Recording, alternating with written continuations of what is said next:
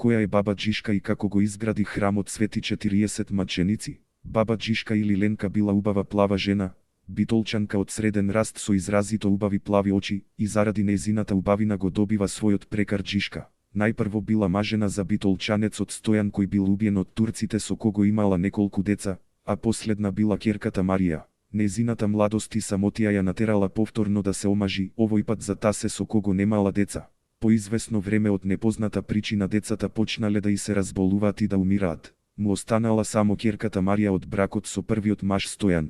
Ленка живеела под самата црква на угорницата од десна страна. Судбината продолжува да си го прави своето и нејзиниот сопруг та се ослепува, додека единствената ќерка Марија започнала многу да се разболува. Бидејќи била премногу разочарана утеха побарала кај Бога и почнува дење и ноќе да се моли за да му остани барем Марија жива. На сони дошол светец и му рекол: ќе се качиш горе на каменот и ќе палиш свеќи и на сабајле и навечер и ќе се молиш. Ленка тогаш била 25 годишна млада девојка и било срам од комшиите да оди да пали свеќи. Бидејќи не била присутна постојано, неколку вечери со ред повторно го сонувала истиот сон дека мора да го прави тоа ако сака нејзината ќерка Марија да му остани жива. И така Ленка започнува секој ден, и сабајле и навечер, да пали свеќа и да се моли.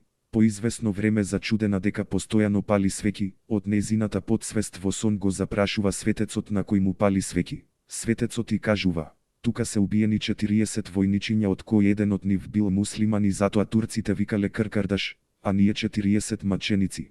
После ова Ленка со помош на двајца комшии, една жена која ја викале Илојца и друг маж, на кој не му го знаеме името и бил крив и грбав Звездичка, почнале заедно да берат камења и на раце да ги носат горе. Одејќи од куќа на куќа за да ја остварат нивната добродетелска дејност барале и собирале пари од великодушните битолчани. Голема помош добиле и од тогашната црковна власт и започнале да ја градат црквата работејќи дење и ноќе. Од црковните власти ја побарала и иконата од 40 маченици која и ден денес постои во црквата. Така Ленка продолжила и со нејзиниот аманет. Секој ден наутро и вечер да пали свеќи и да се моли, пошто започнале и други луѓе да доаѓаат во црквичето и да ноќеваат за здравје и заедно да се молат со Ленка.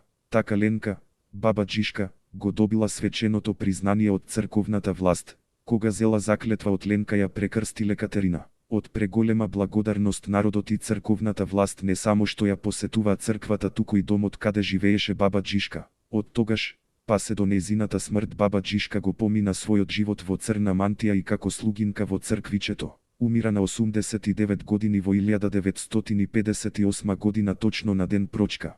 Ќерката Марија ја има истата судбина. Раѓа 6 деца од кои само 3 му остануваат живи, другите сите му умираат. Најстариот син Митко загинува во војната како млад војник. Остануваат само едно машко Пецо и едно женско Василка. На сон добива порака дека треба да присвои дете ако сака да му останат овие двете живи и присвојува уште едно машко дете по име Душан.